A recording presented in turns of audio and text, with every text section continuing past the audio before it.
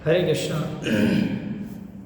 तो कल जो है अपनी क्लास पहुंच गई थी कहाँ तक कि विष्णु पितामह जी बता रहे हैं कि झूठे मुंह जो है शास्त्र नहीं पढ़ना चाहिए।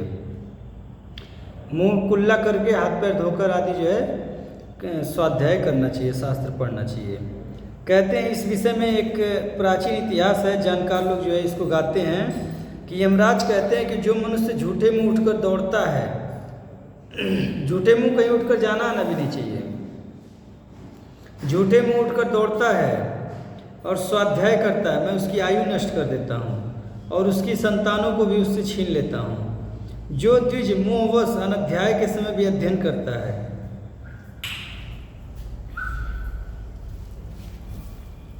बोलिए बोलिए। तो कह रहे हैं कि जो द्विज मोहवश अनध्याय के समय अध्ययन करता है उसके वैदिक ज्ञान और आयु का नाश हो जाता है। अतः सावधान पुरुष को निषिद्ध समय में कभी अध्ययन नहीं करना चाहिए। हरे कृष्ण। आगे कहते हैं जो सूर्य, अग्नि, गौ तथा ब्राह्मणों की ओर मुंह करके पेशाब करते हैं और बीच रास्ते में मूत्र त्याग करते हैं, वे सब गतायु हो जाते हैं। मल और मूत्र का त्याग दिन में उत्तराभिमुख होकर और रात में दक्षिणाभिमुख होकर करने से आयु का नाश नहीं होता है। रात में दक्षिण की ओर मुख और दिन में जो उत्तर की ओर मुख। जिसे दीर्घकाल तक जीवित रहने की इच्छा हो वह ब्राह्मण, क्षत्रिय और सर्प इन तीनों को दुर्बल होने पर भी न छेड़े, क्योंकि ये सब बड़े जहरीले होते हैं। क्रोध में भरा हुआ सांप जहाँ तक आंखों से देख पाता है वहाँ तक धावा करके काटता है। क्षत्रिय भी कुपित होने पर अपनी शक्ति भर शत्रु को भस्म करने की चेष्टा करता है, किंतु ब्राह्मण जब क्रुद्ध होता है तो अपनी दृष्टि और संकल्प से अपमान करने वाले पुरुष के संपूर्ण कुल को दग्ध कर डालता है। इसलिए समझदार मनुष्य को यत्नपूर्वक इनकी सेवा करनी चाहिए। गुरु के साथ कभी हठ नहीं ठानना चाहिए। यदि गुरु अप्रसन्न हो तो उन्हें हर तरह से मान देकर मनाकर प्रसन्न करने की चेष्टा करनी चाहिए। गुरु प्रतिकूल बर्ताव करते हो तो भी उनके प्रति अच्छा ही बर्ताव करना चाहिए। गुरु अगर प्रतिकूल बर्ताव करते हैं, जैसे जो हमको ठीक नहीं लग रहा है ऐसा बर्ताव करते हैं, तब भी जो है हमको जो है उनसे हट नहीं ठानना चाहिए और उनकी यत्नपूर्वक जो है सेवा करनी चाहिए। इसमें तनिक भी संदेह नहीं है कि गुरु की निंदा मनुष्यों की आयु नष्ट कर देती है। अपना हित चाहने वाले मनुष्य घर से दूर जाकर पेशाब करें। अब तो कलयुग में तो संभव नहीं है, अब प्रयास करे तो व्यक्ति संभव है, गांव आदि में कोई रहता है तो घर से थोड़ा दूर जाकर पेशाब करना होता है, क्योंकि घर में पूजा पाठ आदि होता है ना, लेकिन अभी तो घर में ही बाथरूम बनते हैं। लेकिन अगर संभव हो तो करना चाहिए। दूर ही पैर धोएं और दूर ही झूठे फेंकें। विद्वान पुरुष को लाल पुष्पों की नहीं श्वेत पुष्पों की माला धारण करनी चाहिए। किसी भी पुरुष को लाल फूलों की माला नहीं धारण करनी चाहिए, ठीक है, सफ़ेद फूलों की माला जो धारण करना चाहिए। किंतु कमल और कुवले लाल हों तो भी उन्हें धारण करने में कोई हर्ज नहीं है।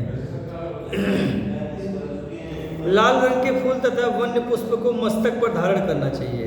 सोने की माला कभी भी पहनने से अशुद्ध नहीं होती है। स्नान के पश्चात मनुष्य को अपने ललाट पर गीला चंदन लगाना चाहिए। बिना चंदन के नहीं रहना चाहिए। हिंदू मतलब क्या? शिखा, चंदन, ये दो चीज जरूर रहनी चाहिए हिंदुओं के। कपड़ों में कभी उलटफेर नहीं करना चाहिए। अपने कपड़े, मान लीजिए परिवार में 5 लोग हैं तो 5 लोग के कपड़े जो अलग अलग जगह रखने चाहिए। ऐसा नहीं एक के ऊपर एक रखे जा रहे हैं, ठीक है, अलग अलग जगह। दूसरे के पहने हुए कपड़े ना पहने। जिसकी कोर फट गई हो उसे भी न धारण करें। सोते समय के लिए दूसरा, सड़कों पर घूमने के लिए दूसरा और देवताओं की पूजा के लिए दूसरा ही वस्त्र रखना चाहिए। सोने के लिए दूसरा कपड़ा, पूजा करने के लिए दूसरा कपड़ा और सड़कों पर घूमने के लिए दूसरा कपड़ा। 3 प्रकार के कपड़े होने चाहिए। प्रियंगु, चंदन, बिल्व, तगर तथा केसर आदि सुगंधित वस्तुएं शरीर में लगानी चाहिए। स्नान करके पवित्र हो, वस्त्र एवं आभूषणों से विभूषित होकर उपवास करें। सभी पर्वों के समय ब्रह्मचर्य का पालन करना आवश्यक है। कोई भी पर्व होता है, कोई भी उपवास होता है, उसमें ब्रह्मचर्य जरूर होता है। ठीक है, मतलब बिना ब्रह्मचर्य के कोई भी जो है आपका उपवास सफल नहीं होगा, कोई भी त्यौहार आपका सफल नहीं होगा, उसमें ब्रह्मचर्य जरूर रहना चाहिए। किसी के साथ एक पात्र में भोजन करना निषिद्ध है।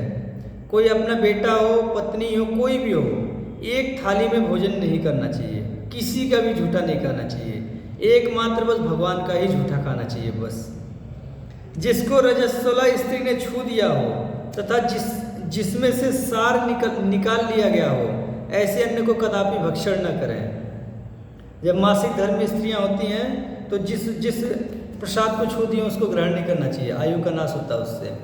ठीक है, आजकल तो लोग बनवा ही रहे हैं स्त्रियों से, तो प्रयास करना चाहिए 5 दिन में भोजन स्वतः बनाएं और जो है खुद खाएं और जो उसको भी दें। और कुछ वस्तुएं होती हैं जिनकी सार निकाल दिया जाता है। जैसे हमको लगता है कि अब जो बादाम आदि आते हैं इनका सार निकाल लिया जाता है। ठीक है, तो कुछ वस्तुएं ऐसी आती हैं कि उनका तेल निकाल लिया जाता है। ठीक है, तो ऐसी वस्तुओं को नहीं खाना चाहिए। मैं तो जहाँ तक जानता हूँ कैंसर भी होता है इससे, जिसका सार निकल गया हो ऐसी वस्तुओं खाने से कैंसर होता है। ऐसे अन्न को कदापि भक्षण न करें। जो तरसती हुई दृष्टि से अन्न की ओर देख रहा हो उसे दिए बिना भोजन करना उचित नहीं है। एक परंपरा है हिंदुओं की, वो कहीं भी बैठते हैं भोजन पाने के लिए पहले अगल बगल देखते हैं, पूछते हैं भोजन कर लीजिए, अरे कर लीजिए, एक रोटी खा लीजिए। जब सब लोग एकदम मना कर देते हैं तब जो वो भोजन करते हैं। ठीक है, तो ये परंपरा इसीलिए है। क्यों? क्योंकि परंपरा से सब ज्ञान आता है ना, कथा आदि के माध्यम से सबके पास ज्ञान पहुंचता था। बुद्धिमान पुरुष को चाहिए कि किसी अपवित्र मनुष्य के निकट तथा सत्पुरुषों के सामने बैठकर भोजन न करे। धर्मशास्त्र में जिनका निषेध किया गया है ऐसे अन्न को छिपा कर भी ना खाएं। प्याज, लहसुन, मांस, ये सब छिपकर भी नहीं खाना चाहिए।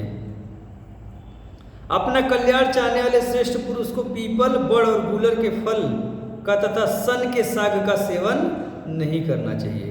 पीपल, बड़, गूलर का फल तथा सन के साग, इनका सेवन नहीं करना चाहिए। विद्वान मनुष्य हाथ में नमक लेकर ना चाटें। नमक ऐसे हाथ में लेकर नहीं चाटना चाहिए। रात को दही और सत्तू ना खाएं। सावधानी के साथ केवल सवेरे और शाम को ही भोजन करें। बीच में कुछ भी खाना उचित नहीं है। सवेरे और शाम बस 2 ही टाइम भोजन करना चाहिए। बीच में हो सके तो जल भी ना पियो, लेकिन अगर बहुत ज़्यादा दिक्कत हो जल पी लेना चाहिए। बालक के साथ एक थाली में भोजन करना निषिद्ध है। कोई व्यक्ति कहेगा भाई किसी के साथ नहीं, लेकिन बालक के साथ तो खाया जा सकता है ना। नहीं, बालक के साथ भी निषिद्ध है एक थाली में भोजन करना। शत्रु के श्राद्ध में कभी अन्न ग्रहण न करें। भोजन के समय मौन रहना और आसन पर बैठना उचित है। अच्छा, आसन पर हमेशा बैठना चाहिए, कभी भी धरती पर जो है बिना आसन के नहीं बैठना चाहिए। क्योंकि हम बैठते हैं वो मल द्वार है, मल द्वार को डायरेक्ट धरती से स्पर्श नहीं करना चाहिए। ठीक है, मल द्वार से कपड़ा है, कपड़े को जो है गिना नहीं जाता है, कपड़ा हमारा शरीर का अंग होता है, तो धरती से बीच में आसन लगा देना चाहिए। मल द्वार को डायरेक्ट जो है स्पर्श नहीं करना चाहिए धरती माता से, ये अपराध माना जाता है। तो जो है हर समय भोजन करने बैठे, चाहे जहाँ भी जैसे बैठे, आसन लगाकर बैठना चाहिए। उस समय एक वस्त्र धारण करना, खड़ा रहना, भक्ष्य पदार्थ जमीन पर रखकर खाना और बोलते रहना निषिद्ध माना गया। क्या क्या? तौलिया लपट कर नहीं खाना है हमें। अगर तौलिया लपेटे तो ऊपर जरूर एक वस्त्र होना चाहिए। ठीक है, खड़ा रहना, खड़ा होकर नहीं खाना चाहिए, और भक्ष्य पदार्थ जमीन पर रखकर खाना और बोलते रहना निषिद्ध माना गया है।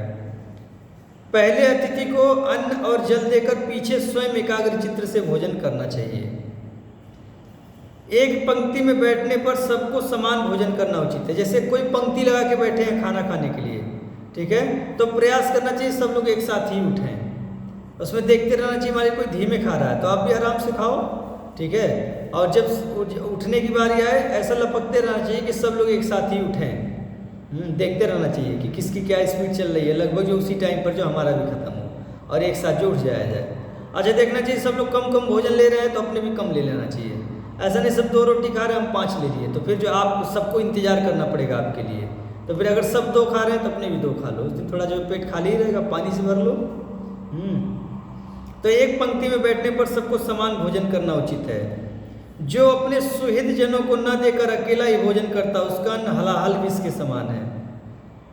जैसे मान लीजिए घर में जो बीवी बच्चों को कुछ पूछे ही नहीं, माता पिता को पूछे नहीं, ए खाना लाओ, खाए और सो गए, ठीक है, ऐसा भोजन हलाहल विष के समान होता है। सर्वप्रथम तो पूरे गांव में पूछ के आना चाहिए कि सब लोग भोजन कर रहे हैं कि नहीं, सब लोग ठीक ठाक से हैं कि नहीं। बाद में पूछना, घर पे आकर पूछना चाहिए माता पिता भोजन पा लिए कि नहीं पा लिए, ठीक है। नहीं पाए क्यों नहीं पाए, अगर मान लीजिए नाराज है तो जाकर मना कर पहले उनको भोजन कराओ। बाद में जो अपने भोजन करना चाहिए और बाद में बच्चों को बोलना चाहिए पालो तुम लोग, ठीक है। आजकल तो बच्चे नहीं रुकते हैं, ठीक है, वो तो पालेंगे, लेकिन जो है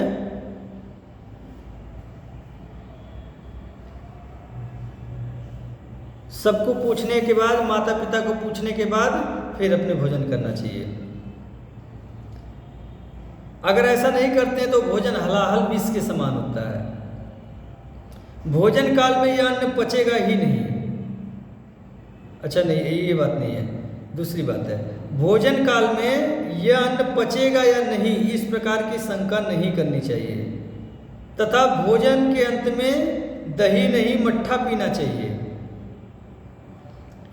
भोजन करने के बाद कुल्ला करके मुंह धो लें और एक हाथ से दाहिने पैर के अंगूठे पर पानी छोड़ लें। भोजन करने के बाद क्या करना चाहिए, 3 बार कुल्ला करना चाहिए, 3 से 4 बार, और जो है मुंह धोना चाहिए। उसके बाद एक हाथ में पानी लेकर अंगूठे पानी डालना चाहिए, और अगर मंदिर में जाना है तो पूरा पैर धो लेना चाहिए। अब मान लीजिए ऐसी कहीं नहीं व्यवस्था तो कम से कम अंगूठे पे पानी डालना चाहिए, दाएं वाले अंगूठे पर। एक हाथ से दाहिने पैर के अंगूठे पर पानी छोड़ लें। फिर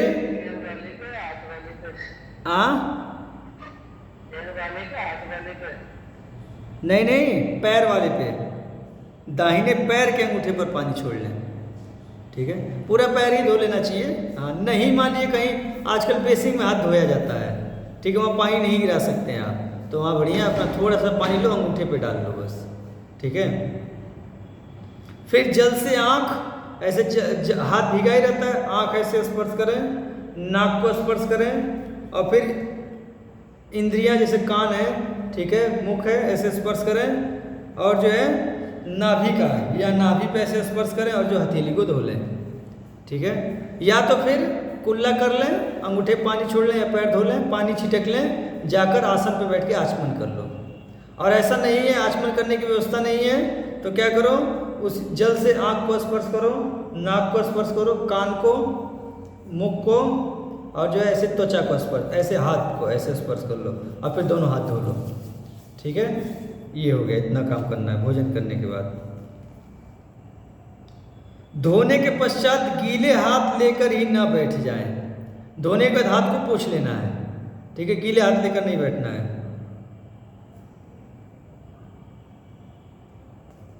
अंगूठे का मूल स्थान ब्रह्म तीर्थ कहलाता है। ये अंगूठा है ना, इसका मूल स्थान कहाँ है, ये इसका मूल स्थान है, यहीं से निकलता है। इसको कोई उखाड़ेगा तो यहाँ से उखड़ेगा ये, ठीक है ना। इसका मूल स्थान ये क्या कहलाता है, ब्रह्म तीर्थ, ये, ठीक है। अंगूठे का मूल स्थान ब्रह्म तीर्थ कहलाता है। अच्छा, अंगुलियों के अग्रभाग देव तीर्थ कहलाता है। ये जो उंगलियां हैं, इनका जो अग्रभाग है ये क्या कहलाता है, देव तीर्थ। ये देव तीर्थ है, ये क्या है, ब्रह्म तीर्थ है, ठीक है। और अंगुष्ठ और तर्जनी के मध्य भाग का भाग पितृ तीर्थ है। ये अंगुष्ठ है और ये तर्जनी उंगली है, ये तर्जनी उंगली है, ये अंगुष्ठ है। इसके मध्य भाग क्या ये है, इसको क्या बोलते हैं, इसको पितृ तीर्थ कहते हैं, पितृ तीर्थ, ठीक है। ये ब्रह्म तीर्थ, ये देव तीर्थ, ये पितृ तीर्थ, ये बीच में मध्य भाग, ठीक है। देखिए, अब श्राद्ध तर्पण आदि पैतृक कर्म शास्त्र विधि के अनुसार सदा पितृ तीर्थ से करना चाहिए। तो कैसे करेंगे, कैसे जल देंगे पितरों को, ऐसे जल उठाएंगे और जो ऐसे गिरा देंगे बीच में से, अंगूठे के, अगर अंगूठे और तर्जनी के मध्य में से ऐसे जल उठाए, ऐसे गिरा दिए, तो पितरों को तो जो है ऐसे जल दिया जाता है, ठीक है। देवताओं को कैसे दिया जाता है, देवताओं को जो आगे से जल दिया जाता है, देव तीर्थ से, ऐसे ऐसे देवताओं को जल दिया जाता है। और जो है आचमन कैसे करना चाहिए, ब्रह्म तीर्थ से आचमन करना चाहिए, यहाँ से ऐसे, ठीक है। ये जो ब्रह्म तीर्थ से अपने आचमन करना चाहिए।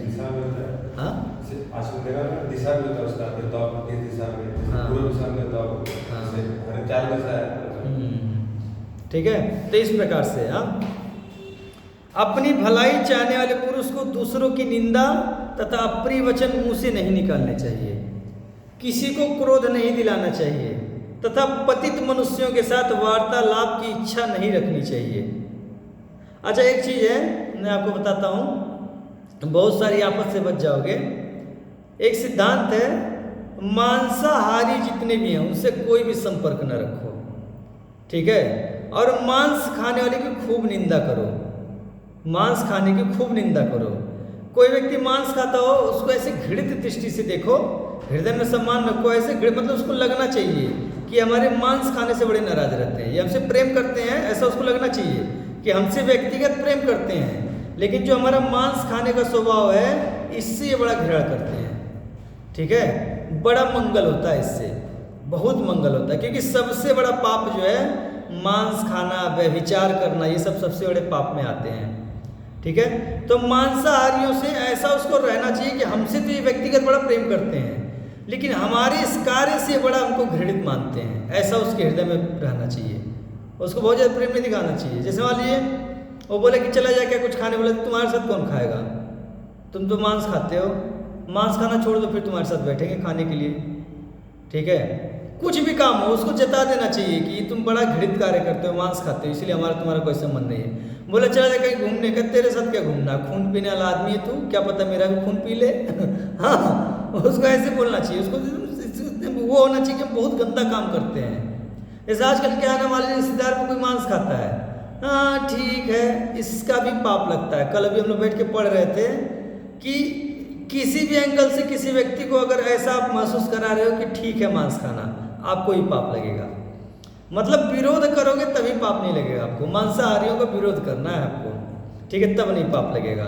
मांस खाने वाले को पाप लगता है, काटने वाले को लगता है, जो उसको ट्रांसपोर्ट करता है उसको पाप लगता है, जो पालता है उसको पाप लगता है, ठीक है। और जो पैसे देकर दूसरों को खिलवाता है, जैसे खुद नहीं खाता लेकिन शादी आदि में बनवा देता है, उसको पाप लगता है, ठीक है। और जो उपदेश करता है कि हाँ ठीक है मांस खाया जा सकता है, बहुत सारे साधु ऐसे करते हैं, उनको भी पाप लगता है, ठीक है। और जो उसका विरोध नहीं करते हैं मांस खाने वालों का, उनको अपना मित्र कहते हैं, उनको भी पाप लगता है, ठीक है। भाई इतना बड़ा कांड हो रहा है और आप इसका विरोध तक नहीं कर रहे हो, ठीक है, तो उसका भी आपको पाप लगेगा, ठीक है। अच्छा, इतना व्यक्ति कार्य कर ले तो ऐसे व्यक्ति को इसमें बहुत सारे नियम नहीं भी फॉलो करो तब भी चल जाएगा। जैसे इसमें आया था ना शुरू में कि जो है सुबह दोपहर और शाम के टाइम में जो है घर से बाहर न निकले। कोई व्यक्ति अहिंसक है वो कभी भी घर से बाहर जा सकता है, उसको कुछ नहीं होता है, ठीक है। वो जो है कहीं वन में रहे, कहीं भी रहे, उसको कोई कुछ नहीं दिक्कत पहुंचाता है। अहिंसक व्यक्ति जो होता है वो कहीं भी रहे, उसको कोई ना पशु हिंसा करता है उसके साथ में, ना कोई नेगेटिव एनर्जी उसके साथ कुछ करती है, कुछ नहीं होता उसके साथ में, ठीक है। इसीलिए भक्त लोग बहुत नियम नहीं फॉलो करते हैं, तब भी उनका काम चलता है, क्यों? क्योंकि वो अहिंसक होते हैं, ठीक है। सब लोग पालिए, बस आपका है। तो अप्रिय वचन मुंह से न निकालने चाहिए, कम से कम ये काम तो करना चाहिए, मांस खाने वाले की खूब निंदा करो, प्रेम करो उनसे, उनको ऐसा लगना चाहिए कि हाँ हमसे प्रेम करते हैं, लेकिन उनकी निंदा खूब करो, ऐसा घृणित उनको लगना चाहिए कि कार्य बड़ा खराब करता हूँ मैं। जैसे मांस खाने वालों को लगता ही नहीं कि मैं कुछ खराब काम कर रहा हूँ। आज एक तिवारी जी मिले थे, हम लोग प्रचार में गए थे, मैं प्रचार में जाता हूँ डेली 4-5 घंटा, तो हमसे बहुत बात हुई, बाद में ऐसी बात कही कि इच्छा वो मारू एक थप्पड़। कह रहे हैं कि हम तो मांस खा लेते हैं ना, तब सत्संग की बात हो कैसे? हमको मुसलमानों से लड़ना है ना, तो हम मांस खा लेते हैं। हमको बड़े अकड़ से कहें, इच्छा तुम एक खींच के, हाँ तुरंत जो अपना बैग में कापी किताब डाला और उठ के चल दिया वहाँ से, बोला हरे कृष्णा। अरे धूर्त लोग जो, उनको लगता भी नहीं है कि मैं कुछ खराब काम कर रहा हूँ, ठीक है। तो मैं बड़ा ऐसा उनसे व्यवहार किया कि उनको लग गया कि हाँ ये बड़ा घृणित दृष्टि से देख रहा है। अपना किताब डाला, बोला हरे कृष्णा, तुरंत चल दिया। तो बड़ा शौक से कर रहे हैं, शान से कर रहे हैं, कि हमको मुसलमानों से लड़ना है ना, हम मांस खाते हैं। अरे दोस्तों पढ़ के देखो, भीम मांस खाता था कि अर्जुन मांस खाता था कि युधिष्ठिर महाराज मांस खाते थे। ये देखो करोड़ों करोड़ों लोग की हत्या किए थे। ठीक है, बैल मांस खाता नहीं खाता, कितना हट्टा कट्टा होता है। हाथी मांस खाता नहीं खाता, कितनी हट्टी कट्टी होती है। ठीक है, एक देखिए ये हमारे सामने एक बैठा है, ये हमारा पार्टनर, ये देखिए ये भी मांस नहीं खाता है। एक थप्पड़ किसी को घुमा दिया ना तो दोबारा जो है उसकी अकल ठिकाने आ जाएगी। कैमरा कहाँ से पीछे होगा? हाँ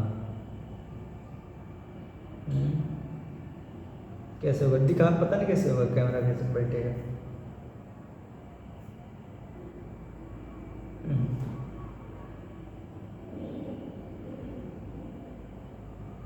ठीक है, कैमरा पीछे नहीं जा रहा है। यहाँ पे एक बैठे हैं हमारे विद्याभूषण प्रभु, मांस नहीं खाते हैं। ऐसी शरीर है, किसी को एक थप्पड़ दे दिया बेचारा 2-4 दिन बिस्तर पर से नहीं उठेगा।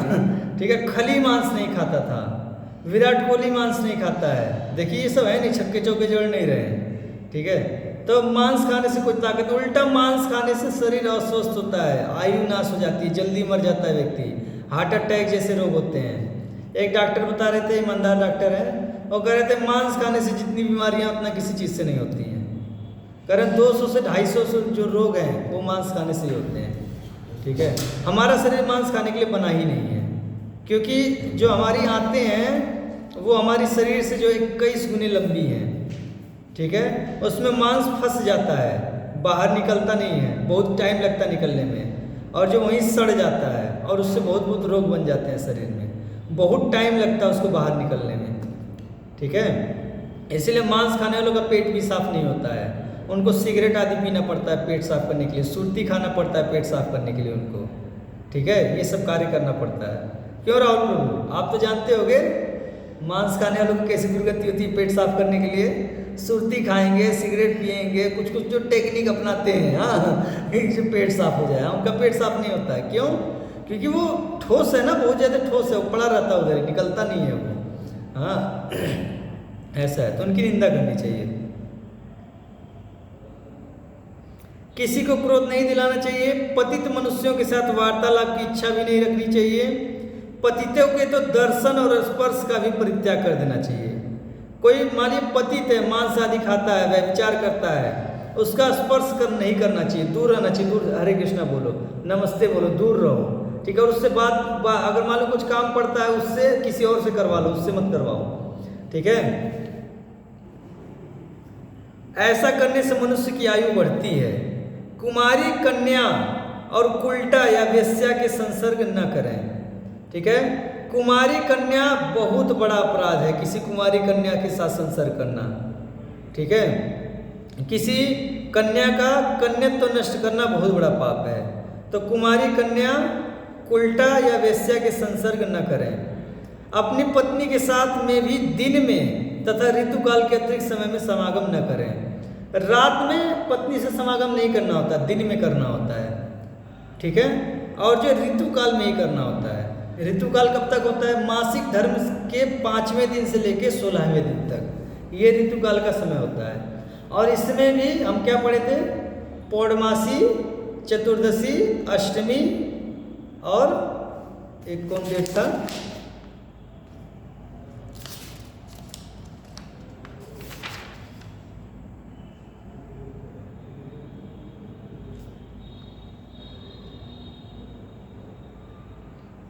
ये बता रहा हूँ,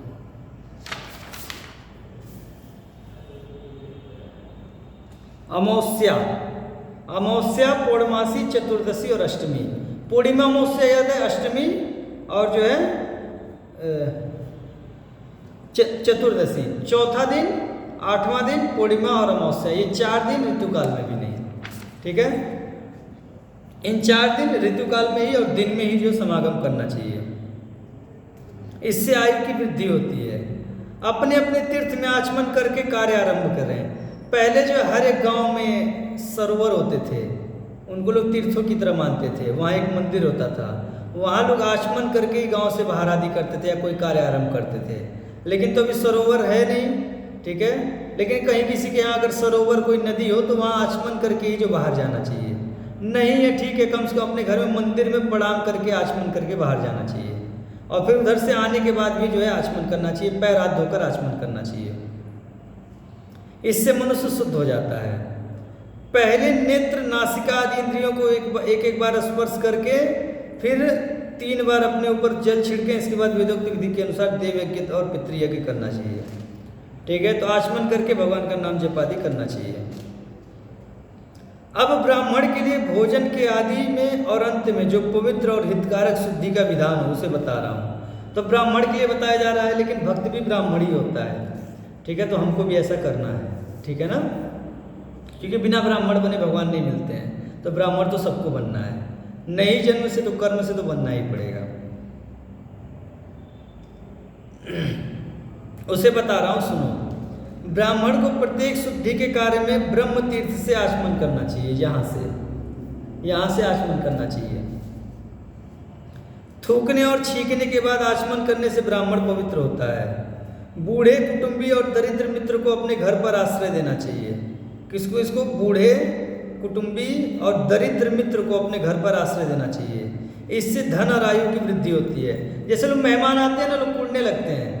आपको एक बात बताऊं, आप जितना जो अन्न दान करोगे और जितना लोग की सेवा करोगे, आपके घर में धन की उतनी वृद्धि होगी। ठीक है, बहुत वृद्धि होगी। हाँ, आपको पता भी नहीं चलेगा धन कहाँ से आ रहा है, क्यों आ रहा है। ठीक है, आप देखो जहाँ पे अन्न वितरित होते हैं वहाँ देखो कहाँ से आ रहा है, क्यों आ रहा है, कुछ पता नहीं चलता है। अंधाधुंध भंडारे चल रहे हैं। ठीक है, क्योंकि ये साइंस है। आप अन्न बांटोगे, लोगों की सेवा करोगे, इतना अंधाधुंध धन आएगा आपके पास में कि आप कल्पना भी नहीं कर पाओगे क्यों आ रहा है, कहाँ से आ रहा है, कुछ नहीं पता चलता है। बस आ रहा है और चल रहा है। ठीक है, तो कह रहे बूढ़े, कुटुंबी और दरिद्र मित्र को अपने घर पर आश्रय देना चाहिए। इससे धन और आयु की वृद्धि होती है। परेवा, तोता और मैना आदि पक्षियों का घर में रहना अभ्युदयकारी एवं मंगलमय है। ये तैलपायिक पक्षियों की भांति अमंगल करने वाले नहीं होते हैं। कौन कौन? तोता घर में रखा जा सकता है, परेवा और मैना रखा जा सकता है। ये कौन होते हैं? मंगलदायी होते हैं। अच्छा, उद्दीपक, गृद्ध, कपोत मतलब जंगली कबूतर जो काले वाले होते हैं, तथा भ्रमर नामक पक्षी यदि कभी घर में आ जाए तो शांति करानी चाहिए। गंगा जल आदि छिड़कना चाहिए। अब तो ब्राह्मण है नहीं, पहले के लोग ब्राह्मण बुला के शांति कराते थे, क्योंकि ये मंगलकारी होते हैं। भाई हरे कृष्ण महामंत्र का 10 बार पाठ ही कर देना चाहिए, गंगा जल आदि छिड़क के। हाँ, अगर कभी कबूतर, गिद्ध, हाँ, भ्रमर नामक पक्षी ये सब कभी घर में आ जाए तो ये करना चाहिए। महात्माओं की निंदा से मनुष्य का कल्याण होता है। महात्मा पुरुषों के गुप्त कर्म कभी किसी पर प्रकट नहीं करने चाहिए। जैसे मान लीजिए कोई महात्मा पुरुष है, उसके कुछ गुप्त कर्म हैं, ठीक है, उसको किसी के सामने प्रकट नहीं करना चाहिए। पराई स्त्री के संसर्ग से सदा बचे रहना चाहिए। देखिए 4-5 बार आ गया ये, मतलब बड़ा घृत कार्य है, तभी आ रहा है ये। हाँ, पराई स्त्री के संसर्ग से सदा बचे रहना चाहिए। इससे दीर्घायु की प्राप्ति होती है। अपनी उन्नति चाहने वाले बुद्धिमान पुरुष को उचित है कि ब्राह्मण के द्वारा वास्तु पूजन पूर्वक आरंभ कराए। ब्राह्मण के द्वारा वास्तु पूजन पूर्वक आरंभ कराए और अच्छे कारीगर के द्वारा बनाए घर में निवास करें। मांस आदि, शराब आदि पीने वाले कारीगर से बनाए हुए घर में जो है न निवास करें। अच्छा घर ही ना बनाए, क्या घर बनाना है। ठीक है मरने के बाद कुछ लेकर नहीं जाना, बिना मतलब टाइम पास करोगे। 5 साल, 10 साल, 20 साल इसी में लग जाएगा। बने बनाए घर में रह लो, खूब भजन कर लो और जो एक समय आने पे निकल लो। ठीक है ये भाई हमारा सिद्धांत है। हाँ, लेकिन अगर किसी को घर बनवाना है तो क्या करना चाहिए? वास्तु पूजन पूर्वक आरंभ कराना चाहिए और जो अच्छे कारीगरों द्वारा जो बनवाकर उस घर में निवास करना चाहिए। सायंकाल में गोधुलू के समय, गोधुली जानते हैं, जब गायें जो है चरकर आती हैं उसी को बोलते हैं गोधुली। उनके पैरों से जो धूल उड़ती है, ठीक है, गोधुली के समय नींद लेना। जैसे पहले जब लोग शाम को सोते थे, हमारी नानी डांटती थे, गदबेरवा के समय नहीं सोते चाहिए। हाँ, ऐसे डांटती थी। तो ये सब बात देखिए, लोग परंपरा से ये सब जानते थे। ये सब बात गोधुली के समय नींद लेना, पढ़ना और भोजन करना निषिद्ध माना गया है। ठीक है, इन सब बातों का पालन करने से मनुष्य दीर्घजीवी होता है। अपना कल्याण चाहने वाले के लिए रात में श्राद्ध करना, नहाना, सत्तू खाना मना है। दही खाना, सत्तू खाना, श्राद्ध करना, नहाना, ये सब रात को मना है। भोजन के पश्चात केशों को संवारना अच्छा नहीं है। निषिद्ध पदार्थों के सिवा और जितनी बार खाने पीने की वस्तुएं हैं उनका उचित मात्रा में सेवन करें। जो निषिद्ध पदार्थ बताए गए हैं वेदों में, उनको छोड़कर और जितने खाने पीने की वस्तुएं हैं उनका उचित मात्रा में ही सेवन करें। ऐसा नहीं खूब भर भर के खाएं, उचित मात्रा में, सुबह शाम खा लें, बस बात खत्म। ठीक है। जल पात्र में रखा हुआ जल पिएं। रात्रि के समय खूब डटकर भोजन न करें। पक्षियों की हिंसा से दूर रहें। उत्तम कुल में उत्पन्न और योग्य अवस्था को प्राप्त हुई सुलक्षणा कन्या के साथ विवाह करें। उत्तम कुल में मतलब ऐसा नहीं है शूद्र जाकर ब्राह्मणी से विवाह कर ले।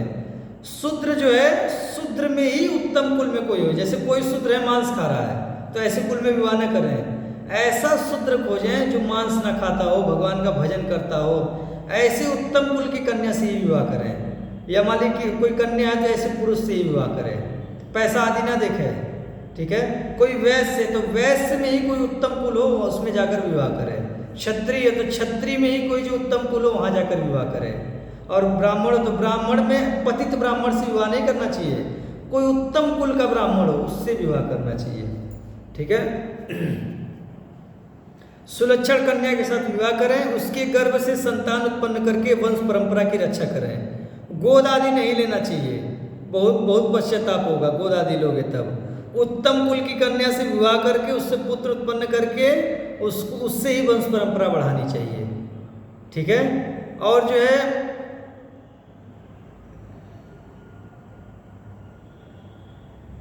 ठीक हो गया। और ज्ञान तथा कुल धर्म की शिक्षा पाने के लिए पुत्रों को विद्वान गुरु के आश्रय में भेज दें। ठीक है। देखिए आप लोग मानोगे तो हो नहीं, स्कूल आदि में जरूर भेजोगे, लेकिन 1 महीने की गर्मी की छुट्टी होती है, कम से कम उस समय जरूर किसी विद्वान के पास अपने बच्चों को भेज देना चाहिए। और मारे पीटे कुछ भी करे, विद्वान पुरुषों के पास में जरूर भेज देना चाहिए। ठीक है। 1 महीना भाई स्कूल में तो भेजोगे जरूर, मानोगे तो है नहीं। ठीक है। राहुल प्रभु तो मान गए। देखिए राहुल प्रभु, उनका बच्चा एक उसको डालेंगे अलीगढ़ के गुरुकुल में, और उनकी एक बच्ची है उसको छोड़ेंगे हमारे घर पे, वो जो गुरुकुल में पढ़ेगी। तो राहुल प्रभु कह रहे हैं, इनका नाम हो गया रघुकुल भूषण प्रभु। ठीक है। इनकी दीक्षा हो गई है अभी 3-4 दिन पहले। तो रघुकुल भूषण प्रभु के बात समझ में आ गई, तो ये अपने बच्चे को गुरुकुल में पढ़ाएंगे और बच्ची को बरसाने के गुरुकुल में पढ़ाएंगे। ठीक है। तो नहीं कोई मान लीजिए मान रहा, कम से कम गर्मी की छुट्टियों में विद्वान पुरुषों के पास में अपने बच्चों को भेज देना चाहिए। कन्या उत्पन्न होने पर कुलीन एवं बुद्धिमान वर्ग के साथ उसका विवाह करते हैं। पुत्र का विवाह भी उत्तम कुल की कन्या के साथ करें, और भृत्य भी अच्छे कुल के मनुष्यों को ही बनाए। घर के जो नौकर चाकर होते हैं उनको भी अच्छे कुल के ही बनाए। मियाँ सिया को नहीं घर में नौकर रख लेना चाहिए। हम देखते हैं योगी जी अब बड़ा ठाठ से कहेंगे, मुस्लिम उनके यहाँ जो है क्या है किचन में है। अरे मुसलमानों का आप बना हुआ खाओगे, यही रह गया तुम लोग, एकदम पतित हो गए हो क्या? मुसलमानों को घर में काम पे रख रहे हैं, मांस खाने वालों को घर पे काम पे रख रहे हैं। मोल्ला जी मांस छोड़ दो, तिलक लगाओ, कंठी पहनो, सिखा पहनो, 2000 तनख्वाह ज़्यादा दूंगा। पैसा रख के करोगे क्या? ये सब कामों में पैसा खर्चा कर दो, वो लालच में ये सब काम करेगा। ठीक है। बोलो पकड़ा के बहुत मार मारूंगा मांस खाते हुए। ठीक है। मांस नहीं खाना है, कंठी बांध लो, प्याले सुन मत खाओ, तिलक लगाओ, सिखा बांधो। ठीक है। 2000 पगार ज़्यादा दूंगा। ऐसे लोगों को घर पे काम पे रखो।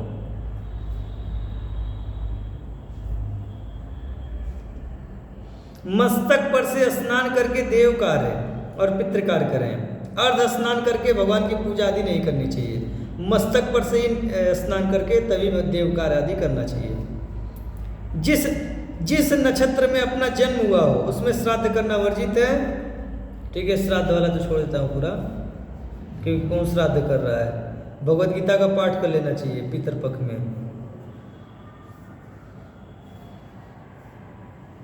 अच्छा, पूर्व या उत्तर की ओर मुंह करके हजामत बनवानी चाहिए। हजामत बाल छिलवाने को हजामत कहते हैं ना विद्याभूषण। बाल छिलवाना या कटवाना चाहिए कहाँ पे? उत्तर और पूर्व की दिशा और मुख करके। याद दिलाना जी बाल छिलते समय। उत्तर और पूरब। हाँ ठीक है। हजामत बनवानी चाहिए, इससे आयु की वृद्धि होती है। निंदा करना अधम बताया गया है, इसीलिए दूसरों की और अपनी भी निंदा नहीं करनी चाहिए। अच्छा, दूसरों की निंदा करनी भी नहीं चाहिए, अपनी भी निंदा नहीं करनी चाहिए। ठीक है। जो कन्या किसी अंग से हीन हो अथवा जो अधिक अंग वाली हो, जिसके गोत्र और प्रवर अपने ही समान हो तथा जो नाना के कुल में उत्पन्न हुई हो, उसके साथ विवाह नहीं करना चाहिए। नाना के कुल में मतलब मौसी आदि की लड़की से विवाह नहीं करना चाहिए। ठीक है। मौसी की, मामा की लड़की, इनसे विवाह नहीं करना चाहिए। और अंग से किसी हीन हो उससे विवाह नहीं करना चाहिए। या क्या हो, अधिक अंग वाली हो, छांगुर आदि हो, ऐसी लड़की से विवाह नहीं करना चाहिए।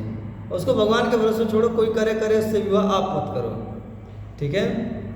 या अपने बच्चे आदि का विवाह ना कराओ ऐसी लड़की से। कुछ लड़कियां कानी होती हैं, इनसे विवाह नहीं करना चाहिए। और ये सब फैक्ट है, आप देखना, बड़ी दुष्ट होती हैं। एक भक्त है बेचारे 5 साल से अपनी पत्नी को सिखा रहे हैं, कानी है, वो समझ के नहीं मान रही है, मांस खाती है, ठीक है। पति भक्त है, वो हेमंत प्रभु है ना, हेमंत प्रभु जानते हो, गोरखपुर वाले, बेचारे कंठी पहनते हैं, सिखा रखते हैं, चंदन लगाते हैं, सब कुछ करते हैं, प्याज लहसुन नहीं खाते हैं। पत्नी को बहुत साल से, हमसे ही पहले से भक्ति कर रहे हैं वो, और इतने सालों समझा रहे हैं मांस खाना नहीं छोड़े। बताइए, इतनी धूर्ता है, इतना अच्छा पति पाकर भी उसकी बुद्धि जो है समझ में नहीं आ रहा है उसको। हाँ, तो ऐसी कन्याओं से विवाह नहीं करना चाहिए। अच्छा, जिसके कुल का पता ना हो, जो नीच कुल में पैदा हुई हो, जिसके शरीर का रंग पीला हो तथा जो कुष्ठ रोग वाली हो, उसके साथ भी विवाह करना निषिद्ध है। नीच कुल मतलब मान शूद्र में ही है, लेकिन जिसके नीच कुल है, कुछ भी खा लेते हैं, कुछ भी पी लेते हैं, जैसे तैसे रहते हैं। शूद्रों को ऐसे कुल में नहीं, उच्च कुल, शूद्रों के जो उच्च कुल है उसमें विवाह करना चाहिए। वैश्यों को वैश्यों के जो उच्च कुल है उसमें विवाह करना चाहिए। क्षत्रियों को जो क्षत्रियों के उच्च कुल है उसमें विवाह करना चाहिए। ब्राह्मणों को जो ब्राह्मणों के उच्च कुल है उसमें विवाह करना चाहिए, ठीक है। जिसके शरीर का रंग पीला हो तथा जो कुष्ठ रोग वाली हो, उसके साथ भी विवाह करना निषिद्ध है। जिसके कुल में किसी को मिर्गी, सफ़ेद कोढ़ तथा राजयक्ष्मा तपेदिक की बीमारी हो, वह कन्या भी ब्याहने योग्य नहीं मानी गई है। जो सुलक्षणा, उत्तम आचरण वाली और देखने में सुंदरी हो, उसी के साथ ब्याह करना उचित है। जैसे आप पढ़ेंगे शास्त्र तो उसमें जब कहीं वर्णन आएगा स्त्रियों का तो क्या बताया जाएगा, उत्तम कुल वाली, बड़ी सुंदर, ऐसे ऐसे वर्णन होता है। क्यों ये वर्णन होता है? क्योंकि शास्त्रों में नियम है, कुछ अगर कमी होता है तो पुरुष से जो विवाह नहीं करते हैं अच्छे लोग, ठीक है। तो देखने में सुंदरी हो उसी के साथ विवाह करना उचित है। अपने से श्रेष्ठ या समान कुल में विवाह करना चाहिए। अपने कल्याण की इच्छा रखने वाले पुरुष को नीच जाति वाली एवं पतित कन्या का पाणी ग्रहण कदापि नहीं करना चाहिए। अग्नि की स्थापना करके ब्राह्मणों द्वारा बताई संपूर्ण वेद विहित क्रियाओं का यत्न पूर्वक अनुष्ठान करना चाहिए। देखिए, पहले सिस्टम था, जब जिस वाले पिता तो यज्ञ करते ही थे, जब विवाह हो जाता था तो बेटा भी अलग से अग्नि की स्थापना करता था और जो डेली होम करता था। तो अब तो होम करना नहीं है, भगवान का नाम जप करना चाहिए, ठीक है। यत्न पूर्वक अनुष्ठान करना चाहिए। स्त्रियों से ईर्ष्या रखना उचित नहीं है। स्त्रियों को प्रेम करना चाहिए, वो वाला प्रेम नहीं, ठीक है, सही वाला प्रेम, ठीक है। मतलब जैसे उनका मान सम्मान करना, उनका ख्याल रखना। स्त्रियों से ईर्ष्या रखना उचित नहीं है। प्रत्येक उपाय से अपनी स्त्री की रक्षा करनी चाहिए। अच्छा, अपनी स्त्री की रक्षा करना चाहिए। मैं देखता हूँ वृंदावन में लोग देखते हैं, पति उधर कहीं है, पत्नी कहीं और भीड़ में फंसी हुई है। ऐसा नहीं होना चाहिए। मैं आपको तरीका बता रहा हूँ। अपनी पत्नी को जब कहीं भी भीड़ में जाए, मेला आदि, मंदिर आदि, कहीं भी जाए, अपनी पति को ऐसे हाथ करना चाहिए। देखो, ऐसे हाथ, इन हाथों के बीच में अपने आगे रख के चलना चाहिए। अरे इतना वैराग्य तो जाके संन्यास ले लो। पत्नी अलग कहीं किसी पुरुष के आगे पड़ी हुई है, ठीक है, आप कहीं अलग पड़े हुए, ये कैसा वैराग्य है? अरे अपनी स्त्री की रक्षा करनी चाहिए, ठीक है। अपनी पत्नी को अपने आगे रखकर दोनों हाथ ऐसे लगाने चाहिए। कोई आए तो ऐसे ढकेल देना चाहिए उसको, दूर रह, हाँ, ऐसे जो उसको दूर रखना चाहिए ऐसे, ठीक है। उसकी अच्छे से रक्षा करनी चाहिए अपनी पत्नी की, ठीक है। मैं देखता हूँ पत्नी अलग है कहीं कहीं धक्के खाते फिर रही है, ये अलग सेल्फी ले रहा है, ठीक है। भाई इतना वैराग्य तो संन्यास ले ले, क्या बिना मतलब के वैराग्य दिखाते फिर रहे हो? रक्षा करनी चाहिए ना अपनी स्त्री की, ठीक है। उसको कोई स्पर्श ना कर दे, हाँ, उसको कोई दिक्कत ना हो। तो इस प्रकार अपनी स्त्री की अच्छे से जो है रक्षा करनी चाहिए।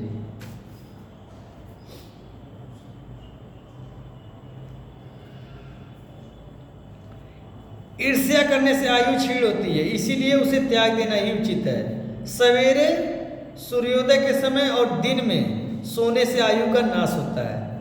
कब कब? सवेरे। सवेरे मतलब सुबह 6 बजे, 7 बजे, 8 बजे, 9 बजे तक, ये सवेरे का टाइम होता है, ठीक है। और सूर्योदय के समय और दिन में भी जो मैं लेता हूँ नींद, हाँ दिन में भी सोने से आयु का नाश होता है।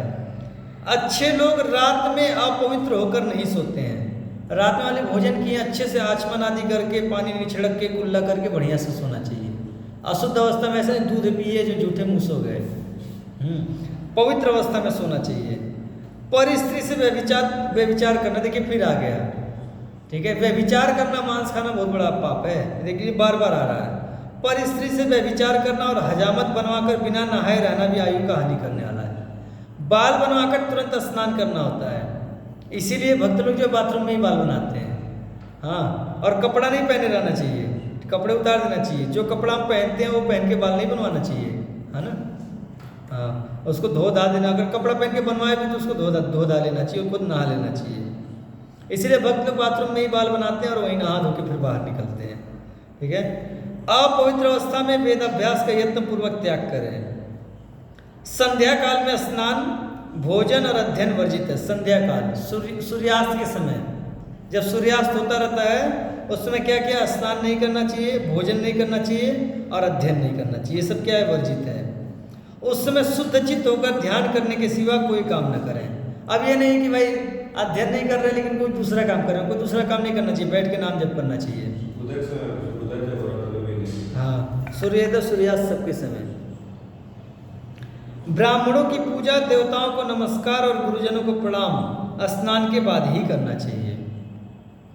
बिना बुलाए कहीं जाना उचित नहीं है, लेकिन सोकर जब उठते हैं उस टाइम धरती को प्रणाम करके गुरु को प्रणाम करना चाहिए, मानसिक प्रणाम। लेकिन प्रकट रूप से बिना नहाए किसी को प्रणाम नहीं करना चाहिए। मानसिक प्रणाम सबको करना चाहिए जब सोकर उठते हैं तब, ठीक है। और स्नान करने के बाद प्रकट रूप से जा जाके प्रणाम करना चाहिए, माता पिता आदि सबको जाकर। बिना बुलाए कहीं भी जाना उचित नहीं है, किंतु यज्ञ देखने के लिए बिना निमंत्रण के भी जाने में कोई हर्ज नहीं है।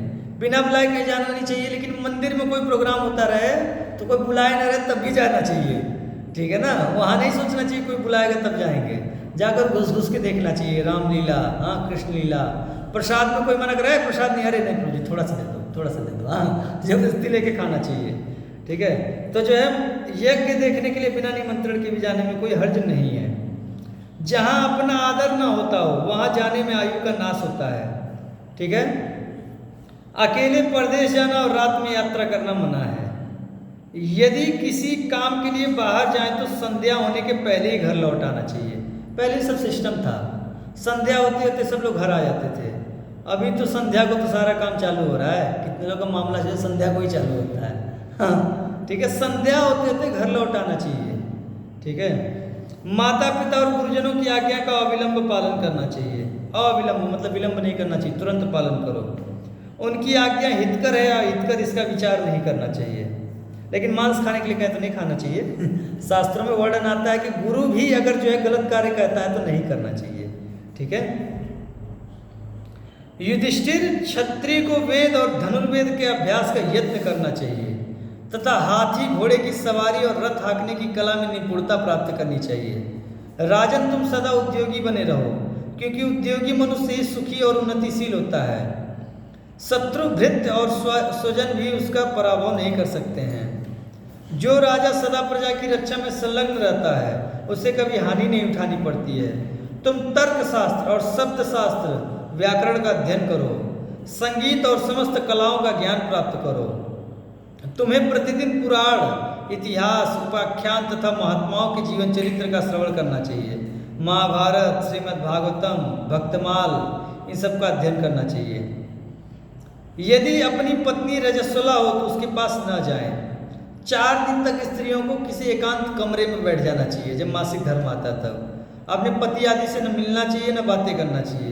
पति की आयु घटती है, अगर आप बात करोगे, उसको स्पर्श करोगे, इन सब चीज़ों से पति की आयु घटती है। जिससे भी बात करोगे, स्पर्श करोगे, उसकी आयु घटेगी। अगर संभव हो तो कहीं जो है एकांत कमरे में 4 दिन पड़े रहें और पति को बोलते वहीं भोजन पहुँचाते रहना हमारा, ठीक है। और स्नान नहीं करना चाहिए। चौथे दिन शायद जाकर स्नान करना होता है और 5वें दिन से भगवान की पूजा आदि आरंभ करना होता है। देखिए कितना अच्छा सिस्टम है। अब तो बेचारी स्त्रियां कितना भी मर जाएं लेकिन उनको नौकरी करना पड़ेगा, नहीं तो नौकरी से निकाल देगा बॉस। हाँ देखिए पहले जब 5 दिन की तो छुट्टी थी स्त्रियों की, हाँ चौथे दिन जब वो स्नान कर ले, देखिए चौथे दिन स्नान करना, चौथे दिन जब वो स्नान कर ले तो रात्रि में उसके पास जाना चाहिए। पांचवें, चौथे दिन के दिन भर नहीं, रात्रि में जाकर बैठकर बात आदि किया जा सकता है स्त्री से। पांचवें, ऋतु स्नान के दूसरे दिन पत्नी के पास जाने से कन्या पैदा होती है। विषम दिन कन्या पैदा होती है। छठवें दिन जो है अगर सहवास करने से पुत्र का जन्म होता है। सातवें दिन फिर कन्या का होगा। आठवें दिन पुत्र का। सम विषम दो होता है ना, विषम दिन संग करोगे तो पुत्री होगी, सम दिन संग करोगे तो पुत्र होगा। ऐसा जो है साइंस है। विद्वान पुरुष को इसी विधि से पत्नी के साथ समागम करना चाहिए। सजाती, बंधु, संबंधी और मित्रों का सदा आदर करना चाहिए। सजाती जो अपनी जाति वाला हो, ठीक है, या अपने फिलॉसफी वाला हो, ठीक है, और बंधु और संबंधी और मित्रों का सदा आदर करना उचित है। अपनी शक्ति, सबका आदर करना है लेकिन इनका विशेष रूप से आदर करना चाहिए। अपनी शक्ति के अनुसार यज्ञ करके उसमें नाना प्रकार की दक्षिणा देनी चाहिए। घर में भक्तों को बुलाना चाहिए, संकीर्तन करवाना चाहिए, बढ़िया बढ़िया भोजन पवाना चाहिए, ईमानदारी का कमाया हुआ, बेईमानी का नहीं, ठीक है, बढ़िया बढ़िया भोजन पवाना चाहिए और खूब दक्षिणा देनी चाहिए जितना सामर्थ्य हो, ठीक है। तदनंतर गार्हस्थ की अवधि समाप्त हो जाने पर वानप्रस्थ में नियमों का पालन करना चाहिए। गृहस्थ की अवधि कितनी है? 50 से ज़्यादा 55 हो जाए, ठीक है, उसके बाद जो छोड़ देना चाहिए घर, ठीक है। उसके बाद वन में निवास करना चाहिए, वृंदावन में जाकर निवास करना चाहिए। युधिष्ठिर, इस प्रकार मैंने तुमसे आयु की वृद्धि करने वाले नियमों का संक्षेप में वर्णन किया है। जो नियम बाकी रह गए, और बहुत नियम बाकी रह गए हैं, ठीक है, उन्हें तुम वेद के विद्वान ब्राह्मणों से पूछकर जान लेना, ठीक है। सदाचार ही कल्याण का जनक और कीर्ति को बढ़ाने वाला है। उसी से आयु की वृद्धि होती है और वही बुरे लक्षणों का नाश करता है। उनके पास चाबी है, ब्रजवासी प्रभु के पास। सदाचार से धर्म उत्पन्न होता है और धर्म के प्रभाव से आयु की वृद्धि होती है। पूर्व काल में ब्रह्मा जी ने सब वर्ण के लोगों पर दया करके यह उपदेश दिया था। ब्रह्मा जी दया करके ये उपदेश दिए थे। यह यश आयु और स्वर्ग की प्राप्ति कराने वाला तथा परम कल्याण का आधार है, ठीक है। जैसे विष्णु पितामह जी बोले कि सदाचार का और भी वेदों में वर्णन है, किसी विद्वान से जाकर पूछ लेना। तो कुछ और जगह विष्णु पितामह ही किए हुए हैं वर्णन। थोड़ा सा पढ़ता हूँ, बड़ी स्पीड में पढ़ूंगा, 5-10 मिनट में हो जाएगा, ठीक है। बहुत जगह है, कुछ लेता हूँ, कुछ अंश लूँगा सदाचार का, जो और जगह शास्त्रों में विष्णु पितामह ही वर्णन कर रहे हैं। देखिए,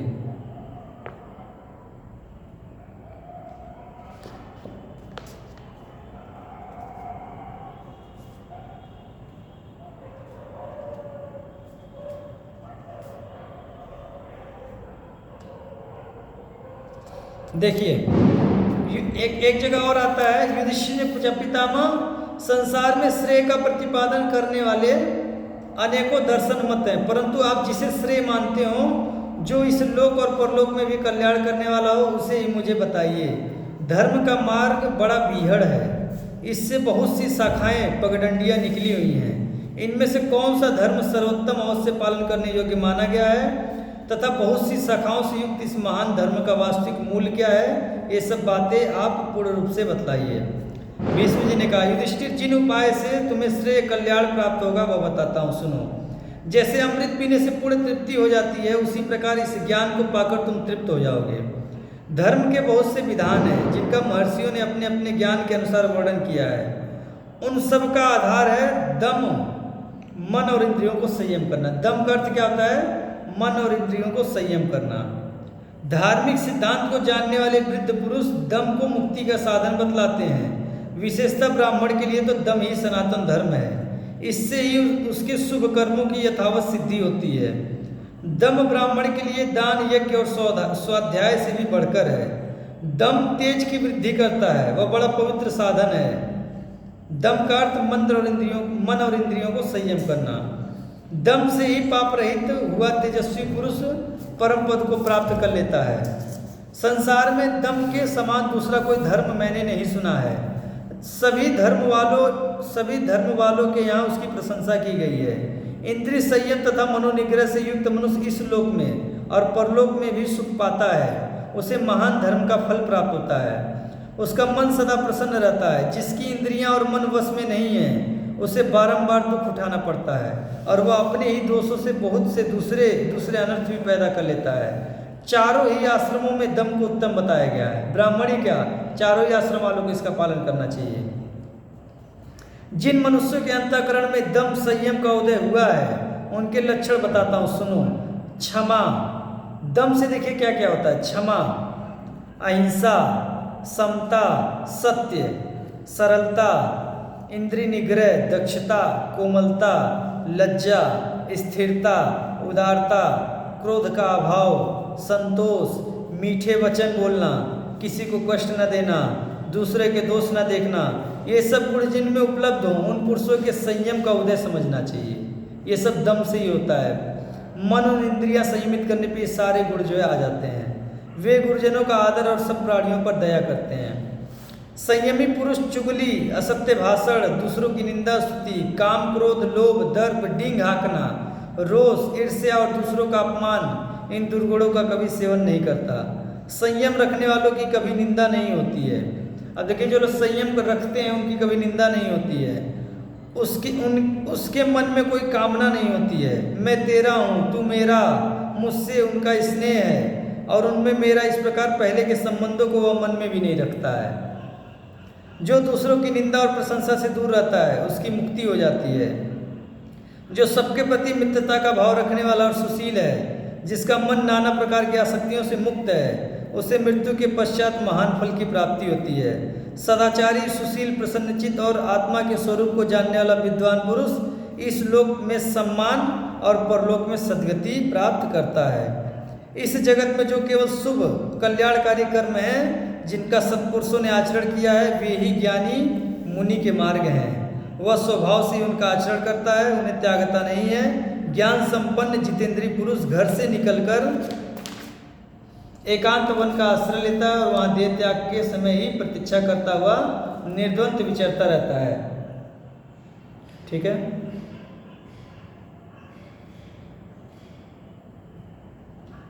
ये सब बातें हैं, ये सब सदाचार के विषय में बताया गया है। बहुत बातें हैं। आपको अगर सदाचार के विषय में जानना है, आज हनुमान जयंती है, आज ही प्रण कर लो।